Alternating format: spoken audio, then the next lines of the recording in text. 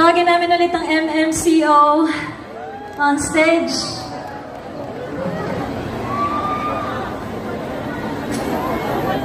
Love you too, guys. Salamat. Love you, guys. Thank you for coming here. Salamat sa lahat ng mga monsterera na nag-set up ng busking area natin dun sa Tadhana Wall.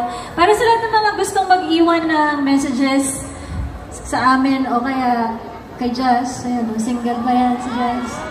Meron kami binenta. Meron kami sulat wall dito sa may kanan, banda. Tapos may mga merch din kami para mabayaran namin yung mga roadies namin tonight. Joke lang. Maraming salamat sa inyo lahat for coming here tonight. And ano ba yun? Can I have your pick, please? O sige, later. Tingnan natin.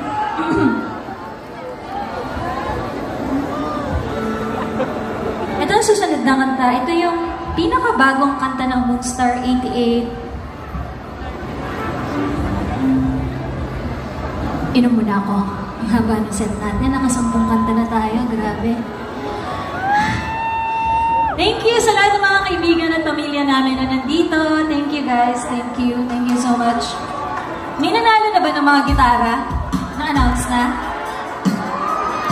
Na-announce na ba? Actually, hindi ko alam kung ano. Meron na ba? Na-announce na ba? Yung mga nanalo ng gitara? Wala pa? Hello! Alon! Inaanak ko yun. Hello! Best friend ko, si Thea.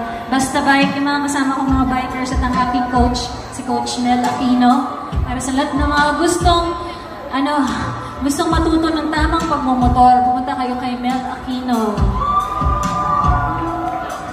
Para hindi kayo ma-eksenang, you tell me. Ganun.